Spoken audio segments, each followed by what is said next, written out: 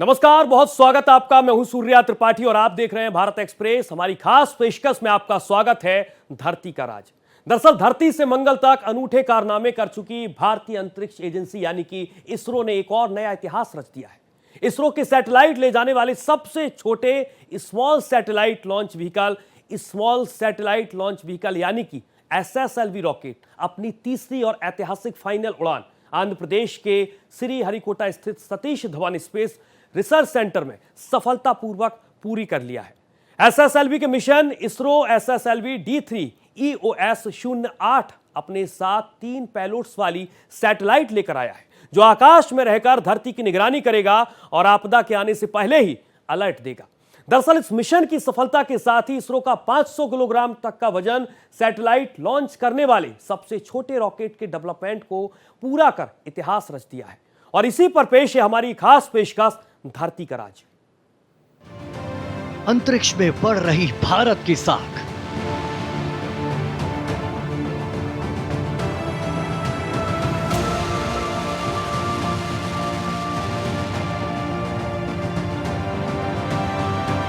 इसरो ने रचा एक और नया इतिहास।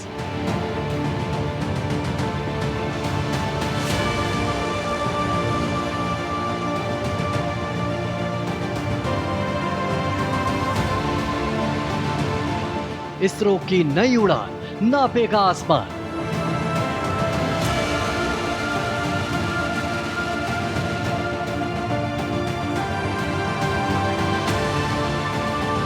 SSLV D3 लॉन्च, आपदा से पहले मिलेगा अलर्ट।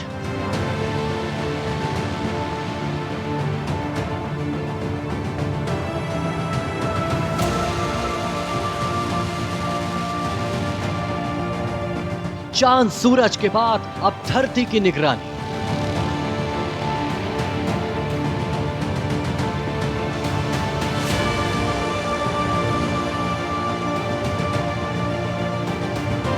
अंतरिक्ष से धरती का राज खोलने की तैयारी।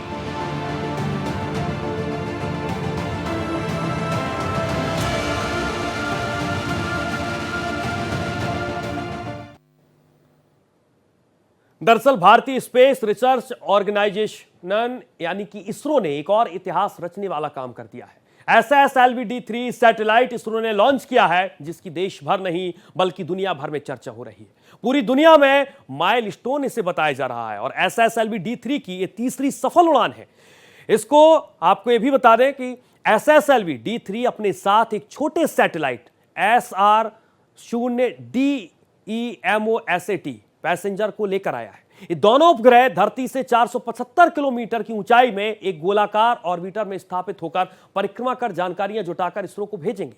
ये रॉकेट श्रीहरिकोटा के सतीश धवन अंतरिक्ष केंद्र से उड़ान यहां पर उड़ाया गया है और मिशन की सफलता के लिए वैज्ञानिकों ने तिरुपति बालाजी मंदिर में पूजा अर्चना भी की है। पहले इसको 15 अगस्त को स्वतंत्रता दिवस के मौके पर लॉन्च करने का फैसला किया गया था, हालांकि मौसम की खराबी के बाद इसे 16 अगस्त कर दिया गया। इसरो ने एक बार फिर रचा इतिहास। भारतीय अंतरिक्ष एजेंसी इसरो अंतरिक्ष के क्षेत्र में एक के बाद एक उपलब्धि हासिल कर रही है। इसी कड़ी में इसरो ने एक और इतिहास रच दिया। श्रीहरिकोटा के सतीश धवन स्पेस सेंटर से SSLV D3 रॉकेट की सफल लॉन्चिंग की। इसके अलावा एक नया अर्थ ऑब्जर्वेशन सैटेलाइट EOS 8 को भी लॉन्च किया गया। SSLV D3 EOS 08 रॉकेट के साथ एक छोटा सैटेलाइट SR-0 डेमोसैट भी भेजा गया, जो कि धरती की निगरानी करेगा। इस सैटेलाइट में 3 पेलोड्स लगाए गए हैं, जिसकी वजह से धरती से 475 किलोमीटर की ऊंचाई के गोलाकार ऑर्बिट में चक्कर लगाएगा। इसके अलावा किसी भी आपदा के आने से पहले अलर्ट कर देगा। इसरो के मुताबिक करीब 13 मिनट की उड़ान के बाद 475 किलोमीटर की ऊंचाई पर SSLV रॉकेट ने EOS 08 को उसकी कक्षा में स्थापित किया और लगभग 3 मिनट के बाद SR-0 को भी अलग कर दिया। क्या है SSLV D3 रॉकेट? SSLV का full form small satellite launch vehicle है, वहीं D3 यानी तीसरी डेमोन्स्ट्रेशन फ्लाइट। इस रॉकेट का इस्तेमाल मिनी, माइक्रो और नैनो सैटेलाइट्स की लॉन्चिंग के लिए किया जाता है। SSLV रॉकेट की लंबाई 34 मीटर है, इसका व्यास 2 मीटर है। SSLV का वजन 120 टन है। SSLV 10 से 500 किलो के पेलोड्स को 500 किलोमीटर तक पहुंचा सकता है। SSLV सिर्फ 72 घंटे में तैयार हो जाता है। लॉन्चिंग क्षमता। SSLV D3 को विशेष रूप से छोटे सैटेलाइट्स को लॉन्च करने के लिए डिजाइन किया गया है। ये 500 किलो तक के उपग्रहों को पृथ्वी की निचली कक्षा यानी LEO में स्थापित कर सकता है। तेजी से प्रक्षेपण। इस रॉकेट की सबसे बड़ी खासियत है कि इसे जल्दी और कम समय में तैयार किया जा सकता है। इससे उपग्रहों को लॉन्च करने का समय और खर्चा भी दोनों कम हो जाते हैं। लचीला डिजाइन। SSLV D3 को इस तरह से डिजाइन किया गया है कि यह विभिन्न प्रकार के सैटेलाइट्स को लॉन्च कर सकता है, जिससे इसे बहुउद्देशीय रॉकेट के रूप में देखा जा सकता है। Low cost rocket. SSLV D3 का निर्माण और प्रक्षेपण अन्य बड़े रॉकेटों की तुलना में काफी कम खर्चीला है, जिससे ये छोटे सैटेलाइट्स के लिए आदर्श विकल्प बनता है। Multiple payload capacity. ये रॉकेट एक साथ कई उपग्रहों को अंतरिक्ष में भेजने में सक्षम है। इस क्षमता के कारण SSLV D3 को छोटे सैटेलाइट्स की बड़ी संख्या को लॉन्च करने के लिए उपयुक्त माना जा रहा है। तेज गति में बदलाव।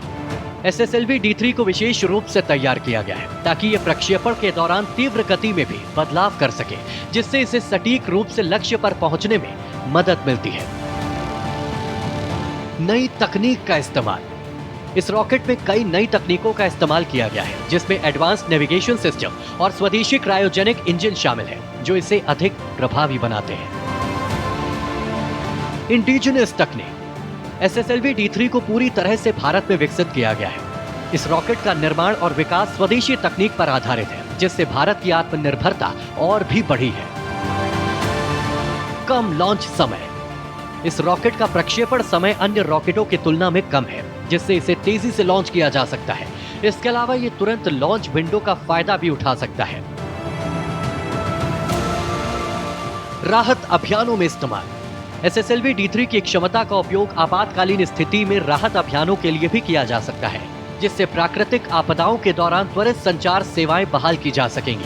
SSLV D3 का सफल प्रक्षेपण भारत के अंतरिक्ष क्षेत्र में एक महत्वपूर्ण मील का पत्थर है। इस रॉकेट की विशेषताओं से न केवल छोटे सैटेलाइट के लॉन्च में तेजी आएगी, बल्कि इससे भारत को अंतर्राष्ट्रीय स्तर पर भी नई पहचान मिलेगी। इसरो के इस कदम से भारत की अंतरिक्ष तकनीक और भी सुदृढ़ होगी। आपदा की मिलेगी सटीक जानकारी। SSLV D3 के साथ अर्थ ऑब्जर्वेशन सैटेलाइट यानी EOS-8 धरती से ऊपर निचली कक्षा में चक्कर लगाएगा और वहां से अलग अलग जानकारियां इकट्ठी कर इसरो को भेजेगा। EOS-8 पर्यावरण की मॉनिटरिंग, आपदा प्रबंधन और तकनीकी डेमोन्स्ट्रेशन का काम करेगा। ये अपने साथ महत्वपूर्ण उन्नत तकनीकों को ले गया है। इस उपग्रह में इंटीग्रेटेड एवियोनिक सिस्टम, जिसमें कम्युनिकेशन, बेस बैंड, स्टोरेज और पोजिशनिंग पैकेज को शामिल किया गया है। ये सभी एक यूनिट की तरह काम करेंगे। इसमें 400 GB डेटा स्टोर करने की क्षमता है। इस उपग्रह का वजन 175.5 किलोग्राम है। इस सैटेलाइट में 3 state of the art payload है। इनके नाम electro optical infrared payload, global navigation satellite system reflectometry payload और सिक यूवी डोजीमीटर है। EOIR 24 घंटे पृथ्वी की विस्तृत छवियों को कैद करेगा। वहीं GNSS-R को महासागरों, पहाड़ों, बर्फ के आवरण और जंगलों जैसे पृथ्वी की विशेषताओं का विश्लेषण करने के लिए बनाया गया है, जबकि SIC यूवी डोजीमीटर को अंतरिक्ष में पराबैंगनी विकिरण को मापने के लिए डिजाइन किया गया है। SSLV को ऑपरेशनल रॉकेट का दर्जा मिला। SSLV D3 की लॉन्चिंग के साथ SSLV को ऑपरेशनल रॉकेट का दर्जा मिल गया। SSLV D3 SSLV का तीसरा और आखिरी रॉकेट था जिसे लॉन्च कर दिया गया है। इससे पहले SSLV के 2 रॉकेट अंतरिक्ष में लॉन्च किए गए थे। SSLV D1 की लॉन्चिंग 7 अगस्त 2022 को हुई थी। वहीं SSLV D2 को 10 फरवरी 2023 को लॉन्च किया गया था। SSLV D2 के साथ 3 सैटेलाइट EOS-07, JNS-1 और आजादी SAT-2 भेजे गए थे। SSLV D3 को पूरी तरह से भारत में विकसित किया गया है। दरअसल इस रॉकेट का निर्माण और विकास स्वदेशी तकनीक पर भी आधारित है और इससे भारत की आत्मनिर्भरता और भी बढ़ जाती है। इस रॉकेट का प्रक्षेपण समय अन्य रॉकेटों की तुलना में कम है, जिससे इसे तेजी से लॉन्च भी किया जा सकता है और इसके साथ 34 मीटर ऊंचा और लगभग 119 टन का SSLV रॉकेट, जिसकी लागत करीब 56 करोड़ रुपए है। रॉकेट एक मोटी नारंगी आग की परत के साथ साथ धीरे धीरे गति पकड़ते हुए ऊपर गया। मिशन के उद्देश्यों के बारे में इसरो ने भी बताया कि यह सैटेलाइट एसएसएलवी विकास परियोजना को पूरा करेगा और भारतीय उद्योग और सार्वजनिक क्षेत्र की नई स्पेस इंडिया लिमिटेड के द्वारा परिचालन मिशनों की सुविधा प्रदान करेगा। लॉन्चिंग से पहले की गई विशेष पूजा। इसरो के अध्यक्ष सोमनाथ ने एसएसएलवी D3 लॉन्च से पहले प्रार्थना करने के लिए चेंगला मम्मा मंदिर का दौरा किया। मिशन की सफलता के लिए मंदिर की विशेष पूजा की गई। इसरो के वैज्ञानिकों ने एसएसएलवी D3 के प्रक्षेपण से पहले तिरुपति बालाजी मंदिर में पूजा अर्चना की। एसएसएलवी विकास की प्रक्रिया पूरी। इस सफल लॉन्चिंग के बाद भारतीय अंतरिक्ष अनुसंधान संगठन के चेयरमैन डॉक्टर एस सोमनाथ ने कहा, एसएसएलवी की तीसरी उड़ान सफलतापूर्वक हो गई है। हम घोषणा कर सकते हैं कि एसएसएलवी विकास की प्रक्रिया पूरी हो गई है। हम एसएसएलवी तकनीक को उद्योगों को हस्तांतरित करने की प्रक्रिया में पहुंच चुके हैं। इसके साथ ही एस सोमनाथ ने यह भी बताया कि सैटेलाइटों को योजना के मुताबिक उसकी कक्षा में स्थापित किया गया। आगे उन्होंने कहा कि सैटेलाइट EOS 8 में सौर पैनल भी लगाए गए हैं। Which all of you are aware, it is an experimental satellite designed and realized by ISRO for proving many technologies, including very important payloads. And I am hoping that all of this will be proven in due course of time. As I am aware, the satellite solar panels have already been deployed. Further, we are looking for certain activities in the VTM stage, and all that will be completed in due course of time. So congratulations once again for the entire team who worked behind the scene to develop this SSLV rocket and its culmination of development program. Let us give a big round of applause to the entire team.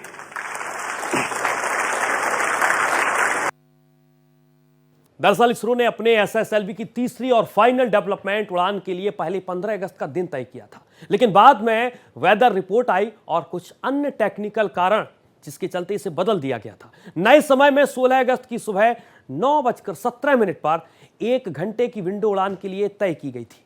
ISRO के छुटकू rocket ने इस window के बीच ही सफल उड़ान भर ली। इसरो के small satellite launch vehicle की तीसरी और आखिरी डेवलपमेंट फ्लाइट थी, जिसका नाम एसएसएलवी D3 EOS 08 रखा गया था। क्या है इसरो के छुटकू की खासियत? इसरो का 34 मीटर लंबा रॉकेट अपने साथ 500 किलो वजन तक की सैटेलाइट को लेकर उड़ने में सक्षम है। यह भारत का सबसे छोटा रॉकेट है, जिसके चलते इसे छुटकू भी कहते हैं। छोटे साइज के बावजूद यह सैटेलाइट को धरती की सतह से 500 किलोमीटर ऊपर तक यानी पृथ्वी की सबसे निचली कक्षा में स्थापित कर सकता है। फरवरी में भरी थी एसएसएलवी ने पिछली उड़ान। इसरो ने कमर्शियल यूज के इरादे से एसएसएलवी रॉकेट डिजाइन किया है। फाइनल उड़ान से पहले इसने जनवरी 2023 में अपनी पहली उड़ान भरी थी। ये उड़ान उस दिन आसमान में भेजे गए PSLV C-58 एक्सपोसैट के साथ हुई थी। इसके बाद फरवरी 2023 में एसएसएलवी ने अपनी दूसरी टेस्ट फ्लाइट को सफलता से पूरा किया था। दूसरी फ्लाइट में एसएसएलवी को GSLV F-14 INSAT 3DS के साथ भेजा गया था। पहली दोनों उड़ान सफल रहने के बाद आज इसे अकेले अपनी फाइनल उड़ान भरने का मौका दिया गया था, जो कि सफल रही। सैटेलाइट में लगाए गए हाईटेक कैमरे। सैटेलाइट में लगाया गया EOIR दरअसल एक लॉन्ग रेंज इंफ्रारेड कैमरा है, जो दिन और रात दोनों समय साफ फोटोज ले सकता है। ये दो तरह से फोटोज ले सकता है। पहली मिड वेव इंफ्रारेड रेंज और दूसरी लॉन्ग वेव इंफ्रारेड बैंड्स में यह कैमरा धरती की निगरानी के काम आएगा। इससे एक तरफ देश की सुरक्षा में मदद मिलेगी, तो दूसरी तरफ आपदाओं पर नजर रखने, पर्यावरण से जुड़ी सभी सूचना देना और अन्य आपदाओं की स्थिति में रेस्क्यू मिशन चलाने में भी ये काम आएगा। दूसरे पेलोड से मिलेगी ये मदद। सैटेलाइट के दूसरे पेलोड यानी GNSSR से रिमोट सेंसिंग बेस्ड एप्लीकेशंस में मदद मिलेगी। इसका उपयोग समुद्री सतह पर हवा के विश्लेषण, मिट्टी की नमी का आकलन, हिमालय इलाके में स्टडी करने, बाढ़ की पहचान करने और इनलैंड वाटर बॉडीज की निगरानी करने में किया जा सकता है। तीसरा पेलोड आएगा इसके काम। सैटेलाइट का तीसरा पेलोड यानी SIC UV डोजीमीटर इसरो के महत्वाकांक्षी गगनयान मिशन में काम आएगा। ये गगनयान मिशन में क्रू मॉडल के व्यू पोर्ट पर UV विकिरण की निगरानी करेगा और गामा रेडिएशन की हाई डोज पकड़ में आने पर अलार्म सेंसर की तरह काम करेगा। करीब 1 साल तक चलेगा मिशन। इसरो की सैटेलाइट को पूरा साल चलने वाले मिशन के तौर पर डिजाइन किया गया है। आसमान में खुद को एक्टिव रखने के लिए इस सैटेलाइट में सोलर पैनल लगे हैं, जो करीब 420 वॉट बिजली पैदा करते हैं। कमर्शियल बाजार में उतरने में मदद मिलेगी।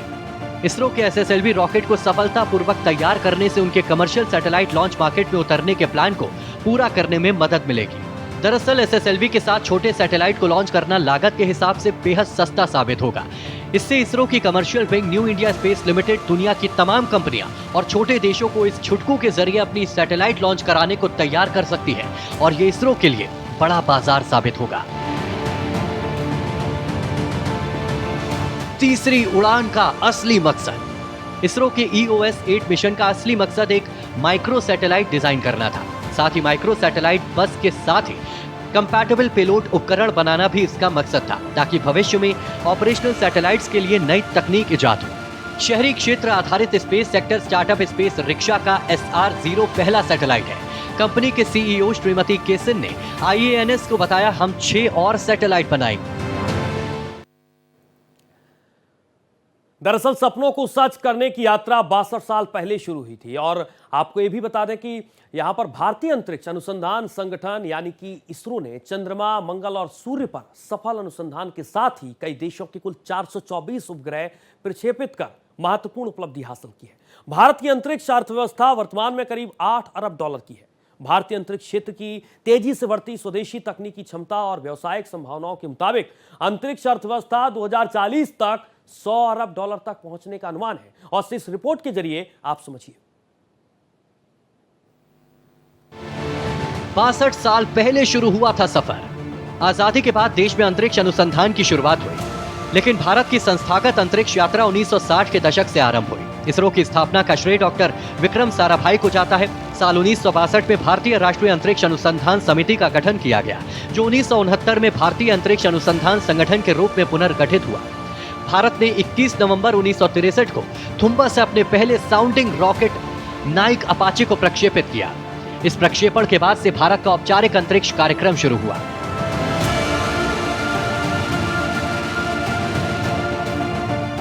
आत्मनिर्भरता की दिशा में अग्रसर। नवंबर 1967 में थुम्बा उपग्रह प्रक्षेपण वाहन का प्रक्षेपण किया गया। यह प्रक्षेपण भारत की अंतरिक्ष अनुसंधान यात्रा में मील का पत्थर साबित हुआ।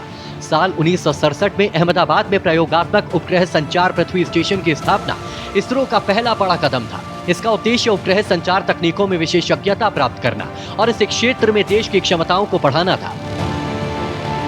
साल 1972 में अंतरिक्ष आयोग और अंतरिक्ष विभाग की स्थापना ने इसरो को एक सशक्त प्रशासनिक ढांचा प्रदान किया, जिससे यह स्वतंत्र रूप से कार्य करने में सक्षम हो गया।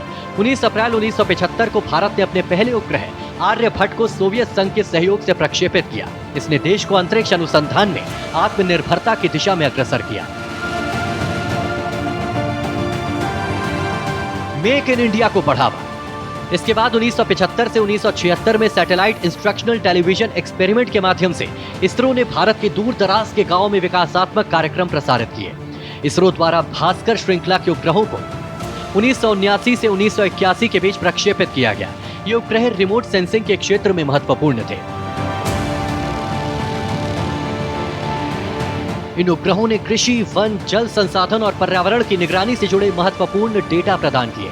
साल 1980 के दशक में एरियन पैसेंजर पेलोड एक्सपेरिमेंट उपग्रह ने देश को दूर संचार और रिमोट सेंसिंग के क्षेत्रों में महत्वपूर्ण सफलताएं दिलाई। 19 जून 1981 को एप्पल का प्रक्षेपण किया गया, जो इसरो का पहला स्वदेशी प्रायोगिक संचार उपग्रह था। 18 जुलाई 1980 को इसरो ने अपने स्वदेशी उपग्रह प्रक्षेपण यान का सफल परीक्षण किया और रोहिणी सैटेलाइट को कक्षा में स्थापित किया। साल 1983 में इनसैट श्रृंखला शुरू की गई, जिसने दूरसंचार, दूरदर्शन प्रसारण और मौसम पूर्वानुमान में महत्वपूर्ण योगदान दिया। साल 1990 के दशक में इसरो ने पोलर सैटेलाइट लॉन्च व्हीकल और जियो सिंक्रोनिक सैटेलाइट लॉन्च व्हीकल जैसे उन्नत प्रक्षेपण यान विकसित किए गए, जिन्होंने भारत को अपने उपग्रहों को स्वयं प्रक्षेपित करने की क्षमता प्रदान की।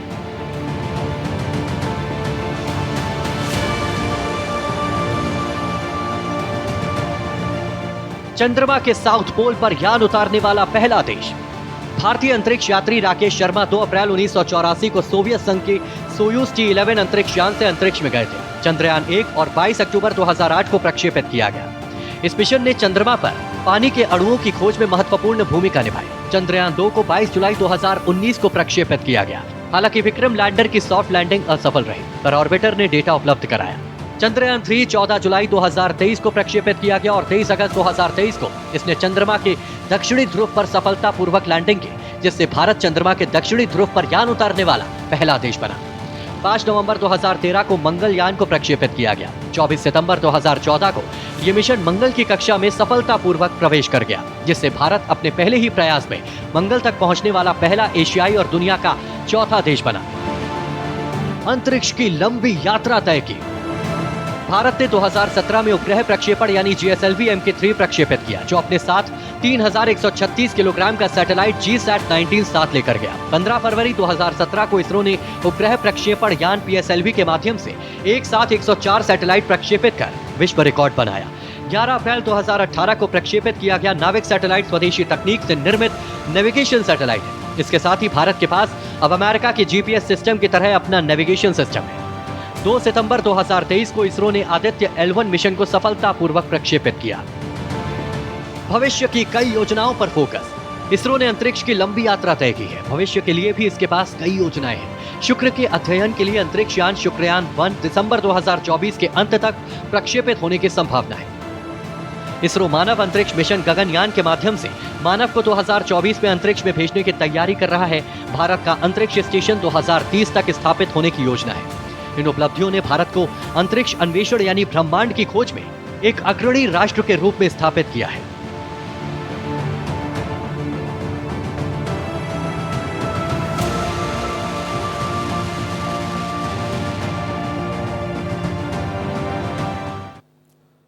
SSLV D3 की क्षमता का इस्तेमाल आपातकालीन स्थिति में राहत अभियानों के लिए भी किया जा सकता है और जिससे आप प्राकृतिक आपदाओं के दौरान तत्काल संचार सेवाएं बहाल की जा सकेंगी। SSLV D3 का सफल प्रक्षेपण भारत के अंतरिक्ष क्षेत्र में एक महत्वपूर्ण मील का पत्थर है और इस रॉकेट की विशेषताओं से न केवल छोटे सैटेलाइट से लॉन्चिंग में तेजी आएगी, बल्कि इससे भारत को अंतर्राष्ट्रीय स्तर पर भी नई पहचान मिलेगी। इसरो के इस कदम से भारत की अंतरिक्ष तकनीक और भी मजबूत हुई है।